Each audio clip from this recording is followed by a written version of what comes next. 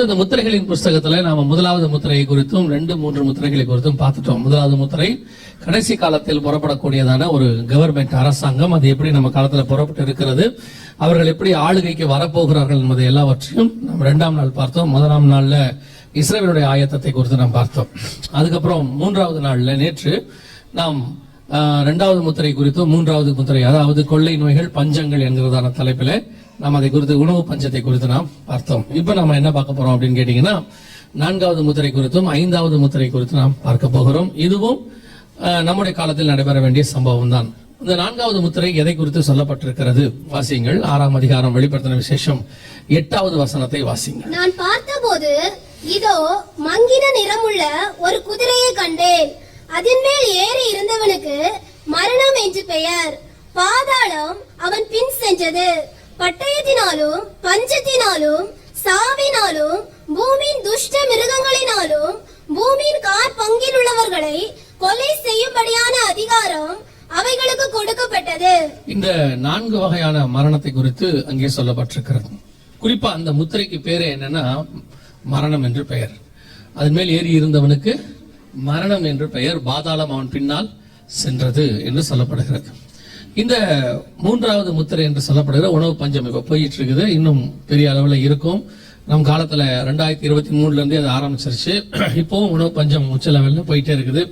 இன்னைக்கு கூட நீங்க பேப்பர்ல பாத்தீங்கன்னு சொன்னா பல நாடுகள் பஞ்சத்துல என்ன செஞ்சிட்டு இருக்குது, போயிட்டு இருக்கிறத சொல்லிட்டே இருக்கிறாங்க. நாம அதை கடந்து போயிட்டே இருக்கிறோம். இந்த பஞ்சம் இப்படியே போயிட்டே இருக்கும்போது இந்த 4 வகையான ஒரு காரியங்கள் பூமியிலே ஒரு சேர நடக்கும். இது எதற்காக இந்த 4 நடக்குதுன்னா மிகப்பெரிய அளவுல பூமியிலே மரணத்தை கொண்டு வருவதற்காக. அதாவது சங்காரம் மிகப்பெரியதாக பூமியில இருக்கும். இந்த 4 வகையான காரியங்கள் என்னென்ன அப்படின்னு பாத்தீங்கன்னா அந்த இடத்துல சொல்லப்பட்டிருக்கிறது. ஒன்று பட்டயத்தினாலும், இன்னொன்று பஞ்சத்தினாலும், இன்னொன்று சாவினாலும், 4வது பூமியின் துஷ்ட மிருகங்களினாலும் அப்படின்னு இருக்கு. இந்த 4 வகையான பேரழிவுகள் அல்லது 4 வகையான சம்பவங்கள் அடுத்தபடியாக நடக்கும். இந்த 2ஆம் உலக யுத்தம் எப்படி வந்துச்சு அப்படின்றத நீங்க கொஞ்சம் வாசிச்சு பாத்தீங்கன்னு சொன்னா, அதாவது ஹிஸ்டரியை வாசிச்சு பாத்தீங்கன்னு சொன்னா, ஹிட்லருடைய நாடு பிடிக்கிற ஆசை அப்படிங்கிறது ஒரு பக்கம் இருக்கும். அதே நேரத்துல 1920களில் ஆரம்பிச்சதான பஞ்சம், இன்னும் சொல்ல போனா அப்பொழுது வல்லரசாக இருந்தது இங்கிலாந்து. அந்த இங்கிலாந்துல இருந்ததான ஃபார்மர்ஸ், அதாவது விவசாயிகள் எல்லாம் பெரும் அளவிலே தற்கொலை பண்ணி கொண்டார்கள். அந்த அளவுக்கு உணவு பஞ்சம் உலகம் முழுக்க ஆரம்பிச்சு அதனுடைய விளைவாகத்தான் 2ஆம் உலக யுத்தம் வந்தது. அதுலயும் 1930 இங்கிலாந்துடைய பண மதிப்பே போயிடுச்சு. அந்த பவுண்டு போயிட்டு இப்ப இருக்க டாலர் வந்துச்சு. இது எப்ப வந்தது எப்பனா 1931 அந்த 10 வருஷத்து பஞ்சம் இங்கிலாந்தை வல்லரசிலிருந்து தள்ளி அமெரிக்காவை வல்லரசாய் மாற்றியது. அதற்கு இடையில ஒரு யுத்தம் தேவைப்பட்டது. அதான் 2ஆம் உலக யுத்தம். இது ஹிஸ்டரியில இருக்க, நீங்க படிச்சுக்கலாம். இப்ப எதுக்கு இது நீங்க சொன்னீங்க அப்படின்னீங்கன்னா, சாலமன் சொல்வது போல முன்பு எது இருந்ததோ அதே தான் நடக்கும். இப்ப நீங்க பாத்தீங்கன்னு சொன்னா ஒரு மிகப்பெரிய பஞ்சம் ஒன்று, உணவு பஞ்சம் பர்டிகுலரா உலகளாவே போயிட்டு இருக்கு. எல்லா நாடுகளிலும், கென்யா, சூடான், இந்த மாதிரி நம்ம போன்ற நாடுகள்ல உணவு விலையேற்றம் எல்லாம் போயிட்டே இருக்குது. ஒவ்வொரு இடத்துல இன்னைக்கு கூட பிரதர் வந்து சொல்லிட்டு இருக்கும்போது சொன்னாங்க, மாவு விலை ஏறி போச்சு போல, உங்க கவர்மெண்ட் ஏத்திட்டாங்கன்னு நினைக்கிறேன் நான். அல்ல அப்படிதானே? 25% 35% இருந்து 100% வரைக்கும் என்ன செஞ்சிருக்கிறாங்க, சப்சிடரி கொடுத்த மாவு விலையை என்ன செஞ்சிட்டாங்க, ஏத்திட்டாங்க அப்படின்ட்டு. இது எல்லா நாட்டிலுமே நடக்குது, இங்க மட்டும் இல்ல, எல்லா நாட்டிலுமே நடக்குது. அந்த பஞ்சத்தினுடைய விளைவாக இப்ப வரப்போறதுதான் 3ஆம் உலக யுத்தம், தேர்ட் வேர்ல்டு வார். இதை குறித்து நாங்கள் ரொம்ப நாட்களாக சொல்லிக்கொண்டே இருக்கிறோம். ஒன்று வரப்போகிறது. அது உலகத்தினுடைய சரித்திரத்தையே தலைகீழ மாத்திரும். மிகப்பெரிய அளவுல காரியத்தை மாத்திரும். இப்போ 1ஆம் உலக யுத்தம் மாத்திர மாதிரி 2ஆம் உலக யுத்தம் மாத்திர மாதிரி இது ஒன்று வரப்போகுது. இப்ப பெரும்பாலும் நான் சொல்லிட்டே இருக்கிறேன், மத்தனால சொல்லிட்டே இருக்கிறோம்ல, பெரும்பான்மையா நம்ம வேதத்தையும் சபையையும் ஒன்லி உலக ஆசீர்வாதத்தினுடைய போக்காக மட்டும் என்ன செஞ்சிட்டோம், பார்த்துட்டோம். ஒன்லி பிளெஸிங்குரிய இடம் தான் சபை. பைபிள் வந்து ஒரு பிளெஸிங் புக்கு. செய்திகள் எல்லாமே ஒரு ஆசீர்வாதமாகத்தான் இருக்கணும், காதுகள் கேட்கறதால அப்படிதான் இருக்கணும் அப்படின்னு நினைச்சிட்டோம். அப்படின்னா பைபிள்ல இதெல்லாம் ஆண்டவர் கொடுத்திருக்க வேண்டிய அவசியமே இல்ல. வெறும் ஆசீர்வாதத்தை மட்டுமே சொல்லிவிட்டு போயிருக்கலாம் ஆண்டவர். என்ன விசுவாசிக்கிறவனுக்கு இதெல்லாம் கிடைக்கும் அப்படின்னு நிறுத்திருக்கலாம்.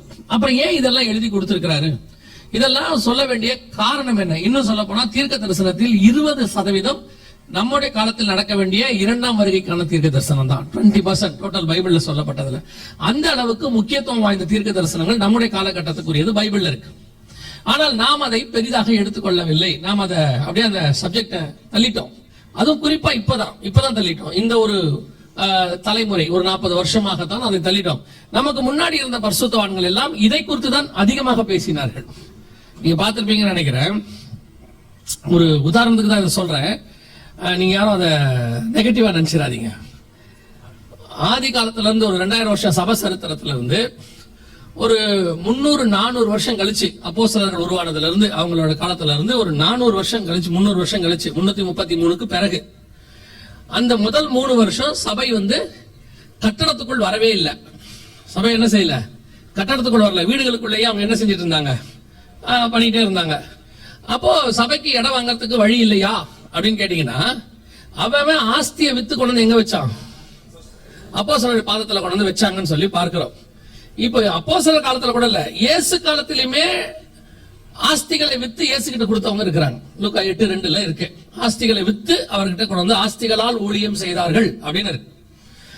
அப்போஸ்தலர்களையும் பாத்தீங்கன்னா எல்லாவற்றையும் வித்து மொத்தமா கொண்டு வந்து வச்சாங்கன்னு சொல்லி பார்க்கிறோம். அப்படி வைத்த போது ஏன் அவர்கள் சபைக்கு இடம் வாங்கவில்லை? ஏன் எதுக்கு ஒண்ணுக்குமே அவங்க என்ன செய்யல, இடம் வாங்கவே இல்லை. அன்னைக்கு அவங்க எல்லாம் வீடுகள் தோறும் அப்பம் விட்டார்கள். என்ன ரீசனாக இருந்திருக்கும்? அது ஒரு பக்கம் அப்படியே இருக்கட்டும். 4ஆம் நூற்றாண்டு வரைக்கும் இப்படிதான் போச்சு. 333 வரைக்கும் இப்படியே தான் போச்சு. அதற்கு பிறகு சபையினுடைய ஸ்ட்ரக்சரல் மாறுது. எப்படி மாறுதுன்னா, சபை நாம் தான் சபை என்பது போய் கட்டடம் தான் சபை என்கிறதான வேறொரு காரியத்துக்குள் நுழைகிறது. ரோம சாம்ராஜ்யத்துக்குள்ள சபை. அதற்கு பிறகுதான் இந்த சபையினுடைய கட்டட சபைகள் எல்லாம் பெருசாக வர தொடங்கியது. ஆனால் அப்பவும் ஆவிக்குரியவர்கள் என்று சொல்லக்கூடியவர்கள், இப்ப நம்ம பெந்தகோஸ்தேக்காரங்கன்னு சொல்றாங்க, அப்ப ஆவிக்குரியவர்கள் சொல்லக்கூடியவர்கள் அப்பையும் அவர்களை போல அவர்கள் என்ன செய்யவில்லை, எதையுமே செய்யவில்லை, இன்ஃப்ராஸ்ட்ரக்சருக்குள்ள போகவே இல்லை. இன்னைக்கும் நான் சொல்றது ஒரு 40 வருஷத்துக்கு முன்னாடி வரைக்கும் பாத்தீங்கன்னா ஊருக்கு வெளியே கொட்டா போட்டு ட்ரம் அடிச்சுட்டு இருந்த காலம் தான் இருந்துச்சு. ஏன் இவங்களால வாங்க முடியாதா அப்படின்னா, வாங்க முடியும். இப்ப வாங்க முடிஞ்சிருக்குது இல்ல, ஏன் அப்ப வாங்க முடியாதா? கிட்டத்தட்ட 2000 வருஷமா வாங்கவே இல்லையே. ஏன் வாங்கலன்னா, வாங்க முடியாத சூழ்நிலை அப்படிலாம் கிடையாது, வாங்க முடிஞ்ச சூழ்நிலை இருந்துச்சு. ஆனால் அவர்கள் அதிலே கான்சென்ட்ரேட் பண்ணவே இல்லை. அவர்கள் கான்சென்ட்ரேட் பண்ணது முழுக்க முழுக்க தன்னுடைய சரீரத்தை குறித்து, இந்த சபையை குறித்து. அதை அவங்க கான்சென்ட்ரேட் பண்ணாததுக்கு இன்னொரு ரீசன் என்னன்னு கேட்டீங்கன்னா, எப்ப வேணாலும் வருகை வரும், எந்த நிமிஷமும் கர்த்தர் வந்துருவாரு. அதிலேயே அவர்கள் கான்சென்ட்ரேட் பண்ணிக்கிட்டு இருந்ததுனால தங்களை சுத்தி இருக்கிற இன்ஃப்ராஸ்ட்ரக்சர் மேல அவங்க கவலையே படல. இப்ப என்ன, அந்த காலகட்டத்தில் என்ன பண்ணிட்டாங்கன்னா, மத்த ஆர்கனைசேஷன் டினாமினேஷன்லாம் அவங்க இடங்கள் வாங்கி அவங்க என்ன செஞ்சிட்டாங்க, சபையை கட்டடமா கட்டிட்டாங்க. அப்ப உள்ள பரிசுத்தவான்கள் கூட அதை பெருசாவே எடுத்துக்கொள்ளவே இல்லை. அவங்கள பார்த்து இவங்க காப்பி அடிக்கவே இல்லை, அவங்கள பார்த்து இவங்க பொறாமப்படவே இல்லை, அவங்கள மாதிரி இவங்களும் கட்டணுங்கிற ஆசை வரவே இல்லை. அவங்க முழுக்க முழுக்க ஆவியிலேயே கான்சென்ட்ரேட் பண்ணிட்டு இருந்தாங்க, முழுக்க முழுக்க ஆவியில கான்சென்ட்ரேட் பண்ணாங்க.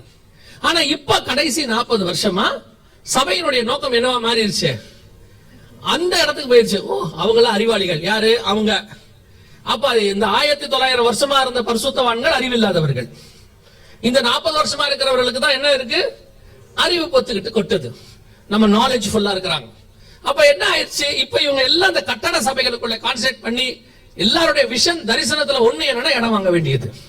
இடம் வாங்க தரிசனம் இல்லாத ஊழியமே கிடையாது. எந்த ஊழியத்தை எடுத்துக்கோங்க, சொந்த இடம் வாங்கணுங்கிறது ஒரு தரிசனமா மாறிடுச்சு. அந்த காலகட்டத்துல பரிசுத்தவான்கள் இடம் வாங்கலையானா இடம் கொடுத்தாங்க, கொண்டு போய் இப்ப யார்கிட்ட கொடுத்தாங்க, பேதுருகிட்ட கொடுத்த மாதிரி கொடுத்தாங்க. அவங்க அதை ஊழியம் பண்ணிட்டு இருந்தாங்க. இடம் வாங்குறது நான் குற்றமா உங்களுக்கு சொல்லவே இல்லை. அது தரிசனமாய் மாறக்கூடாது, அதுக்காக தான் ஊழியங்கிற மாதிரி மாறக்கூடாது, அதுக்காக பிரசங்கம் மாறக்கூடாது, அதுக்காக ஜனங்களை சுரண்டது மாறக்கூடாது. அது அப்படி மாறிடுச்சு இந்த 40 வருஷமா. அதனுடைய விளைவு என்னன்னா, இப்ப நம்மளை சுத்தி நடக்கிற இத்தனை விஷயங்களை குறித்து பேசுறதை விட்டுட்டு வெறும் ஆசீர்வாதத்தை குறித்து பேச தொடங்கி விட்டார்கள். ஏன்னா பேசினாதான், ஆசீர்வாதத்தை பத்தி பேசினாதான் நீங்க ஆசீர்வாதமா மாறுறீங்க. நீங்க ஆசீர்வாதமா மாறினாதான் நாங்க மாற முடியும் இல்லையா? நீங்க மாற மாற நாங்களும் என்ன செய்வோம், மாறுவோம். வெறும் 100 ரூபாய் உங்களுக்கு இருந்துச்சுன்னு வச்சுங்க, நீங்க எங்களுக்கு 10 ரூபாய் தானே கொடுப்பீங்க. நீங்க 1000 ரூபாய்க்கு வந்துட்டீங்கன்னா எங்களுக்கு என்ன கிடைச்சிடும், 100 ரூபாய் கிடைச்சிடும்ல. அப்ப இதுல என்ன வேண்டி இருக்குன்னா, கொக்கத்தலையில வெண்ணெய் வைக்க வேண்டி இருக்கு. அது உருகி நீங்க பெரிய ஆள் ஆயிட்டீங்கன்னா இப்ப நாங்க உங்களை பெரிய ஆள் ஆக்க வேண்டிய கண்டிஷனுக்கு வந்துட்டோம். சும்மா இருக்கிறவங்களை பலிக்கு பெருக சொல்லிட்டோம். நீங்க தப்பா வேற புரிஞ்சுக்கிட்டு வேற விதமா பலிக்கு பெருகி வாக்கிங் வேற போயிட்டு இருக்கிறீங்க. இப்போ இப்படி ஆகி போய் சபை மிக முக்கியமான கடைசி காலத்தினுடைய சத்தியங்கள். கடைசி கால சத்தியம்னா இப்ப இன்னொரு குரூப் வேற என்ன சொல்லி தெரியுதுன்னா, இந்த ஆளு ஏன் கடைசி காலம் ஜனங்களை ஏமாத்துறா, கடைசி காலத்தை உள்ள ஏன் சொல்லணும், அதை பத்தி சொல்ல வேண்டிய அவசியம் இருக்காது. அப்ப நான் சொல்ல வேண்டிய அவசியம் இல்லைன்னா விட்டுருங்க. சரி, நான் தான் ஏமாத்துறேன்னு விட்டுருங்களேன். சும்மா ஒரு வசனம் வாசிங்க பார்ப்போம். ஆதியாகமம் 49:1 வாசிங்க. ஆதியாகமம் 49:1. யாக்கோபு தன் குமாரரை அழைத்து, நீங்கள் கூடி வாருங்கள், கடைசி நாட்களில் உங்களுக்கு நேரிடும் காரியங்களை அறிவிப்பேன். எந்த நாட்களில் சொன்னது யாரு? ஆதி முற்பிதாக்கள்ல 3 பேர்ல ஒருத்தன் சொல்றான், கடைசி நாட்களில் சம்பவிப்பதை நான் உனக்கு சொல்லுவேன்.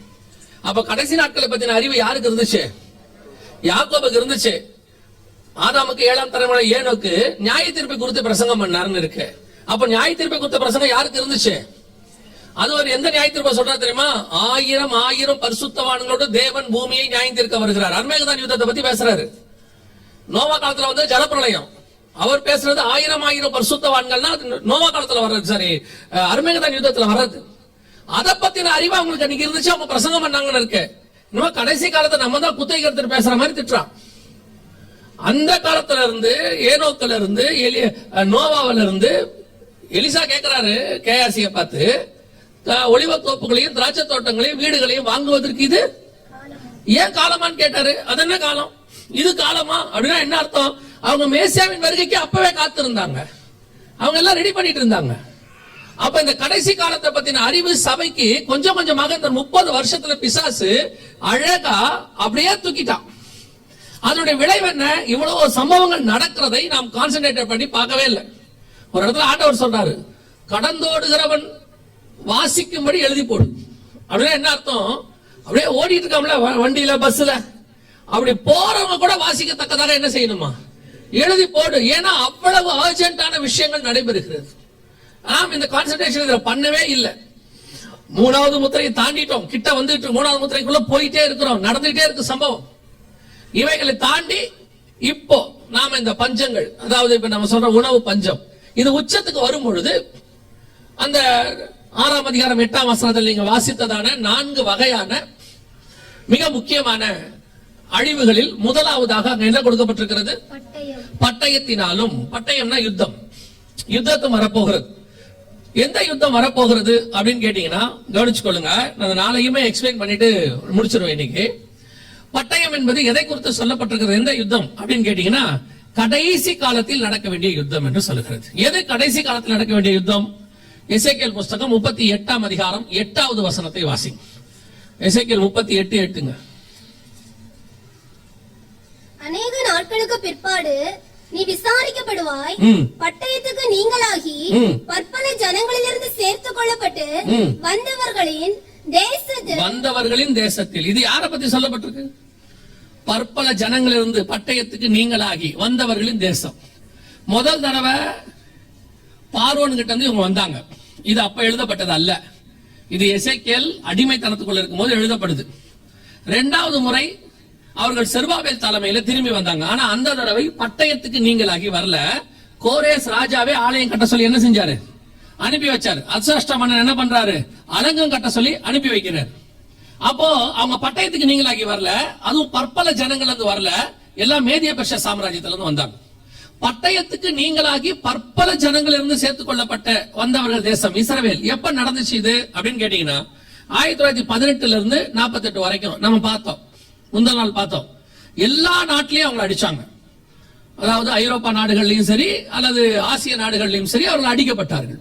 அடிக்கப்பட்டு எல்லா நாட்டிலிருந்தும் பட்டயத்துக்கு நீங்களாகி, அதாவது ஹிட்லருடைய பட்டயத்துக்கு நீங்களாகி, ரஷ்யாவில் இருந்த ஸ்டாலின் பட்டயத்துக்கு நீங்களாகி, இத்தாலியில முசோலியின் பட்டயத்துக்கு நீங்களாகி, ஏமன்ல இருந்து புறப்பட்ட ஏமனி யூதர்கள் தான் இருக்கிறதுல ரொம்ப ஓல்டஸ்ட். அவங்க அங்கிருந்து புறப்பட்டு வந்தாங்க. இப்படி எல்லா நாடுகளிலிருந்தும் யூதர்கள் அங்கே வந்தார்கள். பட்டயத்துக்கு நீங்களாகி வந்தவர்களின் தேசத்தில். அப்புறம் கடைசி வருஷங்களிலே வருவாய். கடைசி வருஷங்களிலே நீ வருவாய். அப்ப கடைசி வருஷத்தில் வர வேண்டிய யுத்தம் யார் வரணும் இந்த யுத்தத்துக்கு, யார் வரணும்? பட்டயத்துக்கு நீங்களாகி இஸ்ரவேல் தேசம் வந்துடுச்சு. என்ன ஆச்சரியம் கேட்டீங்கன்னா, இந்த வசனம் சொல்லும் போது இஸ்ரவேல் தேசம்னு ஒண்ணு இல்ல, அடிமைத்தனத்துக்குள்ள போய் இருந்துச்சு, தனி நாடாகவே அது இல்ல. இப்ப இவங்களுக்கு விரோதமா வரணும். யார் வரணும் அப்படின்னு கேட்டீங்கன்னா, வாசிங்க 38ஆம் அதிகாரம் 2வது வசனத்தை வாசிங்க. மனுபுத்திரனே, மேசே தூபால் ஜாதிகளின் தலைமையான அதிபதியாகிய மாகோகு தேசத்தானான கோகுக்கு எதிராக நீ உன் முகத்தை திருப்பி. இது யாரை பத்தி சொல்லப்பட்டிருக்கிறது? இந்த இடத்துல சொல்லப்பட்டிருக்கிறது யாரை குறித்து அப்படின்னு கேட்டீங்கன்னா, மனுபுத்திரனே, மேசேக் தூபால் ஜாதிகளின் தலைமையான அதிபதி. இந்த தலைமையான அதிபதி அப்படிங்கிறது டிரான்ஸ்லேஷனா இருக்கு. ஆக்சுவலா மூல பாஷையிலயும் சரி, இங்கிலீஷ்லயும் சரி, மலையாளத்திலயும் சரி, ஆங்கில வேதம் NKJV அல்லது KJV வெர்ஷன் இருக்குதா உங்ககிட்ட இருக்கா? உங்ககிட்ட இருக்கா? இந்த மேல போடுறீங்களே KJV வெர்ஷன் எதுவும் இருக்கா உங்ககிட்ட? NKJV-ல ரோஷ்ங்கிற ஒரு வார்த்தை இருக்கும் பாருங்க, அந்த வெர்ஷன் போடுங்க பாப்போம். NKJV நினைக்கிறேன். மலையாள பைபிள் வச்சிருக்கீங்களா யாராவது கையில? இருப்பீங்களே, இல்லாம இருக்காதே. இரண்டு உண்டோ விட இல்ல? ஓ, ஊர் தமிழ் சச்சா நீங்க? ஒருத்தருக்குடைய மலையாள பைபிள் இல்லைங்க? என்ன இப்படி சொல்லிட்டீங்க? சரி, ஓகே, ரைட். மலையாளிகளும் மலையாள பைபிளும் இல்லாத இடம் உண்டோ பூமியில்? சரி, இப்ப இல்லையா உங்க யார்ட்டையும் மலையாள பைபிள் இல்லையா? சரி, இங்கிலீஷ்ல இருக்கா? அங்க இருக்கு பாருங்க.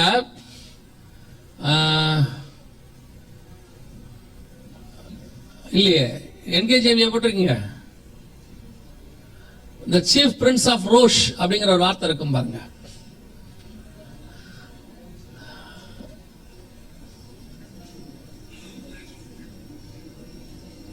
சரி, ஓகே. மலையாள வேதத்திலையும் இருக்கும். யார் வச்சிருக்காங்களா? படிக்கலாம், அதுக்கு தான் கேட்கிறோம்.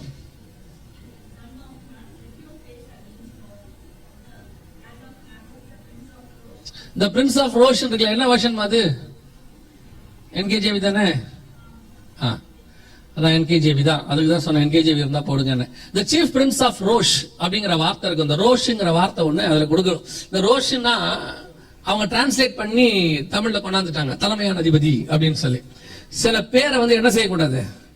டிரான்ஸ்லேட் பண்ண கூடாது. இயேசுங்கிற பேரை என்ன செய்யக்கூடாது? டிரான்ஸ்லேட் பண்ணக்கூடாது. நீங்க டிரான்ஸ்லேட் பண்ணி இயேசுங்க வர இடத்துலலாம் ரட்சகர் ரட்சகர் இந்த மாதிரி இஷுவா மெஷியான்றதுக்கு என்ன அர்த்தமோ அதை போட்டு விட்டீங்கன்னா இயேசுங்கிற பேரே வராது தானே. நான் சொல்றது உங்களுக்கு புரியுதா? அந்த மாதிரி தான் உங்களுக்கு சொல்றேன். ஒவ்வொரு பேருக்கும் ஒரு அர்த்தம் இருக்குது இல்ல, அந்த மாதிரி உங்களுக்கு சொல்றேன். அப்ப இங்க என்ன சொல்லப்பட்டிருக்கிறது அப்படின்னு கேட்டீங்கன்னா, the chief prince of Rosh. இது யாரை குறித்து சொல்லப்பட்ட வார்த்தை அப்படின்னு கேட்டீங்கன்னு சொன்னா, ரஷ்யாவை குறிக்கப்பட்ட வார்த்தை. எப்படி ரஷ்யாவை நீங்க சொல்றீங்க அப்படின்னு கேட்டா 39:2 வாசிங்க. எசேக்கியேல் 39:2. நான் உன்னை திருப்பி உன்னை 6 துறடுகளால் இழுத்து உன்னை வடபுறங்களிலிருந்து எழும்பவும். எங்க இருந்து? வடபுறத்துல இருந்து. இஸ்ரேல் மேல ஒரு புள்ளி வச்சு, எருசலேம்ல ஒரு புள்ளி வச்சு, நேரா நார்த் பக்கம் அப்படியே கோடு போட்டுக்கிட்டே போனீங்கன்னா அது நேரா போய் மாஸ்கோல தான் நிக்கும், ரஷ்யால தான் போய் நிக்கும். இது கடைசியா என்ன சொல்லப்பட்டிருக்கு அப்படின்னு கேட்டீங்கன்னா, இந்த யுத்தம் யாருக்கு யாருக்கும் நடக்க வேண்டும் அப்படின்னு கேட்டா, ரஷ்யாவுக்கும் ரோஷ்ங்கிறதான ரஷ்யாவுக்கும் இஸ்ரேலுக்கும் நடக்க வேண்டிய யுத்தம். ஆனா இந்த தீர்க்கதரிசனம் உரைக்கும் போது ரோஷும் இல்ல, ரஷ்யாவும் இல்ல. மலையாளத்துல பாத்தீங்கன்னா இப்ப நம்ம தான் ரஷ்யான்னு சொல்றோம், தமிழ்ல சொல்லும் போதோ அல்லது இங்கிலீஷ்ல இருந்து அப்படியே ரஷ்யாங்கிறோம். ரோஷேன்னு தான் இருக்கும். மலையாளத்துல சொல்லும் போது ரோஷே அப்படின்னு தான் இருக்கும். சில இடங்கள்ல ரோஷ் அப்படின்ற வார்த்தை இருக்கும். ரஷ்யாவுக்குரிய வார்த்தையை சொல்றேன் ப்ரொனன்சியேஷன்ல. நம்ம இங்கிலீஷ்ல தான் அது ரஷ்யா. நீங்க அங்க பாத்தீங்கன்னு சொன்னா இது இங்க இங்கிலீஷ்ல NKJV-ல ரோஷன் இருக்கும், மலையாளத்துல ரோஷேன்னு தான் இருக்கும். சோ இப்போ கடைசி காலத்துல வடபக்கத்துல இருந்து எழும்பி வரணும், ஒரு தேசம் வரணும். எப்ப வரணும்? பட்டயத்துக்கு நீங்களாகி பற்பல ஜனங்களிலிருந்து சேர்த்து கொள்ளப்பட்டு வந்தவர்களின் தேசத்தில். இவங்க எங்க இருந்து வரணும்? எல்லா ஜனங்களிலிருந்தும் அவர்கள் சேர்த்துக் கொள்ளப்பட்ட பிறகு அவர்களுக்கு விரோதமாக ஒரு நாடு எழும்பி வரணும். எங்க இருந்து வரணும்? வடக்கு பக்கத்துல இருந்து வரணும். அதுக்கு என்ன பேர் இருக்கும்? ரோஷன் ஒரு பேர் இருக்கும். எசேக்கியேல் 38 இருந்து நம்ம பார்த்துட்டு இருக்கிறோம். இது இன்னையில இருந்து 2500 வருஷத்துக்கு முன்னாடி உள்ளது. நம்ம கண்ணுக்கு முன்னாடி தான் இவ்வளவு இருக்கு, பைபிள்ல தான் இருக்கு, இவ்வளவு பைபிள்ல தான் இருக்கு. இப்ப இவங்க கூட யார் யாரெல்லாம் இருக்கணும்? அது அதை விட பயங்கரமான ஆச்சரியம். இவங்க கூட யார் இருக்கணும் அப்படின்னா, ஃபர்ஸ்ட் நாடு யார் இருப்பா? 38:5 வாசிங்க. அவர்களோட கூட பெர்சியால யார் தெரியுமா? இன்னைக்கு இருக்கிற ஈரான். ஈரான் தான் பெர்சியா. இன்னைக்கு ரஷ்யாவுடைய நம்பர் 1 ஃப்ரெண்ட் யாருன்னு நினைக்கிறீங்க? ஈரான் தான் நம்பர் 1 ஃப்ரெண்ட். அவங்க தான் இன்னைக்கு இஸ்ரேலுக்கு அகைன்ஸ்டான யுத்தத்துல, ஹமாஸ் யுத்தத்துல நம்பர் 1ல நிக்கிறாங்க முன்னாடி. இப்ப ரஷ்யா உள்ள நுழையணும் இதுல. இப்ப ரஷ்யா புறப்பட்டுச்சான்னு கேட்டீங்கன்னா, விளாடிமிர் புதின் நேத்து புறப்பட்டு நார்த் கொரியாக்கு போயிட்டாரு. இன்னைக்கு நார்த் கொரியால தான் இருக்கிறாரு அவரு. போயிட்டு அவங்களோட கூட யுத்தத்துக்கான ஒப்பந்தத்துல கையெழுத்து போட்டு இருக்கிறார். இப்ப அவர் அப்படியே ஒவ்வொரு நாடா வருவார், வந்து எல்லாரையும் சேர்த்துக்கிட்டு ஒரு யுத்தத்தை ஒண்ணு ஆரம்பிப்பார். அந்த யுத்தம் ஆல்ரெடி இஸ்ரேல் சைடு ஆரம்பிச்சிருச்சு, ரஷ்யா உள்ள வரணும், அவ்வளவுதான். அதுவும் பைபிள் எப்படி சொல்லும் தெரியுமா? ரஷ்யா வராதான், கர்த்தர் இழுத்துட்டு வருவானா ரஷ்யாவை. 39:2 வாசிங்க. நான் உன்னை திருப்பி உன்னை 6 துறடுகளால் இழுத்து உன்னை வடபுறங்களிலிருந்து எழும்பவும் இஸ்ரவேல் மலைகளில் வரவும் பண்ணி. ஆண்டவர் தான் இழுத்துட்டு வருவாராம் ரஷ்யாவை. இஸ்ரவேலுக்கு அகைன்ஸ்டா என்ன செய்வாராம்? இழுத்துட்டு வருவாராம். இப்போ இழுத்துட்டு வர காலம் வந்துருச்சு. ரஷ்யாவுடைய ஒவ்வொரு ஃப்ரெண்ட்ஸா அடிக்குது இஸ்ரேல், ஒவ்வொரு ஃப்ரெண்ட்ஸையும் அடிச்சுக்கிட்டு இருக்குது. ரஷ்யாவும் சொல்லிக்கிட்டே இருக்குது, நீங்க செய்யறது சரியில்லைன்னு சொல்லுது. ஒரு இடத்துல அவங்க ஈரானை கை வைப்பாங்க, அல்லது நம்ம முதல் நாள் பார்த்த மாதிரி டெம்பிள் மவுண்ட், அதுலயும் பெரிய ஆச்சரியம் பாருங்களேன். இந்த யுத்தம் எந்த இடத்துல எதுக்காக நடக்கும் அப்படின்னு கேட்டீங்கன்னா, எசேக்கியேல் 38:8 வசனம் சொல்லுது, எதற்கு விரோதமாய் நீ எழும்பி வருவாய்? வாசிங்க 38:8. அநேக நாட்களுக்கு பிற்பாடு நீ விசாரிக்கப்படுவாய், பட்டயத்துக்கு நீங்களாகி பற்பல ஜனங்களிலிருந்து சேர்த்துக் கொள்ளப்பட்டு வந்தவர்களின் தேசத்தில் கடைசி வருஷங்களிலே வருவாய். நெடுநாள் பாழாய் கிடந்து பிற்பாடு ஜாதிகளிலிருந்து கொண்டு வரப்பட்டவர்கள், அதாவது 2000 வருஷம் கழிச்சு இஸ்ரவேல் கொண்டு வரப்பட்டவர்கள் எல்லாரும் சுகத்தோட குடியிருக்கும் இஸ்ரவேலின் மலைகளுக்கு விரோதமாய். இப்ப இந்த யுத்தம் எதுக்காக ஆரம்பிச்சிருக்குது? இஸ்ரவேல் மலையில இருக்கக்கூடியதான டெம்பிள் மவுண்ட் என்று சொல்லக்கூடியதான அல்-அக்ஸாக்கு தான் ஆரம்பிச்சிருக்குது. மலைகளுக்கு விரோதமாக நீ வருவாய். 39:2 வாசிச்சோம், மலையில் உன்னை வர பண்ணி அப்படின்னு இருக்கு. அப்படிதானே இருக்குது, மலைகளில் உன்னை வர பண்ணி. சோ இப்போ பெர்ஃபெக்ட்டா அந்த யுத்தமானது, இந்த பட்டயமானது நம் கண்களுக்கு முன்பாக ஸ்டார்ட் ஆயிடுச்சு. இந்த முதலாவது வேதம் சொன்னது. இது என்னவாய் முடியும் அப்படின்னு கேட்டீங்கன்னு சொன்னா, இந்த யுத்தம் 3ஆம் உலக யுத்தமாக மாறும். நான் முதல் நாள் சொன்ன மாதிரியே தான், அவங்க டெம்பிள் மவுண்ட்ல இருக்கிற மாஸ்க கை வைப்பாங்க. கை வச்சாங்கன்னா அது 3ஆம் உலக யுத்தமாக மாறும். உலகளாவிய மிகப்பெரியதான மாற்றத்தை, இன்னும் சொல்ல போனா இந்த யுத்தம் 2 அதிகாரத்தில் கொடுக்கப்பட்டிருக்கு. எசேக்கியேல் 38, 39 2 அதிகாரத்தில் இருக்கு. ஏன் இந்த யுத்தத்துக்கு இவ்வளவு இம்பார்ட்டன்ஸ்? எந்த யுத்தமும் இல்லாமல் இந்த யுத்தம், அவங்க திரும்பி வந்த பிறகு நடக்கிற யுத்தம். ஏன் அப்படின்னு கேட்டீங்கன்னு சொன்னா, இந்த யுத்தம் தான் மிகப்பெரியதான முடிவுக்கு நேராக உலகத்தை கொண்டு போகும். இந்த யுத்தத்தினுடைய முடிவு தான் உபத்திரவ காலத்தினுடைய ஸ்டார்டிங்காக இருக்கும். இந்த யுத்தத்தினுடைய முடிவு தான் அந்திகிறிஸ்துவின் ஆட்சிக்கு வழிவகை செய்யும். நேற்று நம்ம பார்த்தோம்ல, முதலாம் நாள் ஒரு கவர்மெண்ட் எழும்பி வரும், யூரோப்பியன் யூனியன், அதுக்கான வழிவகையாக இருக்கும். இந்த யுத்தம் தான் அடுத்த எக்கானமி, டிஜிட்டல், கையில மணி இது பண்ண போறாங்க இல்லையா, வலது கையிலும் நெத்தியிலும் முத்திரை போடுவாங்க இருக்குல்ல, அந்த டிஜிட்டல் மணிக்கு இதான் காரணமா இருக்க போகுது. இந்த யுத்தம் தான் அடுத்து உங்களுடைய டிஜிட்டல் வேக்சின் பாஸ்போர்ட் அப்படின்னு சொல்லுவாங்க. அதாவது இன்னைக்கு கூட அவங்க ஒரு காரியத்தை பேசிட்டு இருந்தாங்க, ஆனா அதுக்கு பின்னாடி வேற ஒன்று நடக்க போகுது. அதை உணர்த்துறதுக்கு நீங்க மத்தியானம் உட்காந்து அவங்க பேசிட்டு இருக்கும்போது எனக்கு ஆண்டவர் உணர்த்தினார் சில காரியங்களை. என்னன்னா, இன்னைக்கு ஒருத்தர் வீட்டுக்கு போயிருந்தோம், அவங்க பேசிட்டு இருக்கும்போது கொரோனா நேரத்துல ஒண்ணு நடந்துச்சாம். எப்படி நடந்தாங்கன்னா, கொரோனால இங்க நடந்தது, இந்த நாட்டுல நடந்தது சொல்றாங்க. கொரோனால பாதிக்கப்பட்டவங்களை ட்ராக் பண்ணாங்களாம். எப்படி ட்ராக் பண்ணாங்க அப்படின்னா, அவங்க போனை வச்சு என்ன செய்வாங்களா, ட்ராக் பண்ணாங்களா. அவங்க ஏதாவது வெளியே போனா உடனே போன் பண்ணி கேட்பாங்களா, எங்க நடந்தானே, இங்க அப்படி நடந்தானே, நீங்க பேசிட்டு இருந்தாங்க. அப்போ அவங்க போனை வச்சு அவங்க என்ன பண்ணாங்க, ட்ராக் பண்ணாங்களா. என் மூளை கொஞ்சம் குறுக்கத்தனமா யோசிச்சு நான் கேட்டேன், போனை வச்சுட்டு போனா என்ன பண்ணுவாங்கன்னு கேட்டேன். இல்லையா, போனை வச்சுட்டு போனா ட்ராக் பண்ண முடியாதுன்னு.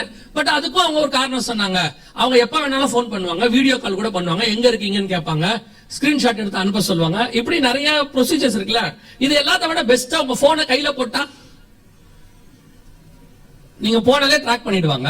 உங்களை கேட்க வேண்டிய அவசியமே இல்ல தானே எங்க இருக்கிறீங்கன்னு சொல்லி. ஏன்னா நீங்களும் போனும் என்ன ஆயிடுவீங்க, ஒன்னாயிடுவீங்க தானே. இப்ப அதுதான் நடக்க போகுது. இப்ப இந்த பேண்டமிக்ல அவங்க எல்லாத்தையும் என்ன பண்ணிட்டாங்க, செக் பண்ணி பார்த்துட்டாங்க. எந்தெந்த காரியத்தை எப்படி எப்படி செய்யணுங்கிறத, எந்தெந்த நாடு எப்படி எப்படி பாதிக்கப்படுகிறது, எந்தெந்த இனத்துல இந்த கிருமியை தாங்கக்கூடிய பலன் இருக்குது, யாருக்கு இல்ல, என்ன பாதிப்பு வருது, ஜனங்க எங்க ப்ரொடெஸ்ட் பண்றாங்க, எங்க ப்ரொடெஸ்ட் பண்ணல, எல்லாத்தையும் பார்த்துட்டாங்க கொரோனா வச்சுட்டு. இது ஒரு மிகப்பெரியதான ரிகல்சர் டிராமா நடந்துச்சு. நாம இது சும்மா ஒரு கொள்ளை நோய் நினைச்சோம். இந்த 2-3 வருஷம், இன்னும் சொல்ல கரெக்டா 3.5 வருஷம், 2019 டிசம்பர்ல ஆரம்பிச்சு 2023 மே மாசம் வரைக்கும். ஏன்னா யூஎன்ல அதான் எமர்ஜென்சி பீரியட்னு சொன்னாங்க கொரோனாவுக்கு. Exactly 3.5 years. இப்ப நம்மள வச்சு அவங்க செஞ்சு பார்த்தாங்க. ஒவ்வொன்னா செக் பண்ணி பார்த்து முடிச்சு இப்ப அவங்க ரெடி ஆயிட்டாங்க மெயின் டிராமா நடத்துறதுக்கு. இப்ப ரிகல்சல் முடிஞ்சிருச்சு. அடுத்த பேண்டமிக் வரும்போது இனிமேட்டு உங்க போன் கான்செப்ட்லாம் கிடையாது. நம்ம அத்தனை பேருக்குமே சிப்ப கையில போட்டுற போறாங்க, அவ்வளவுதான்.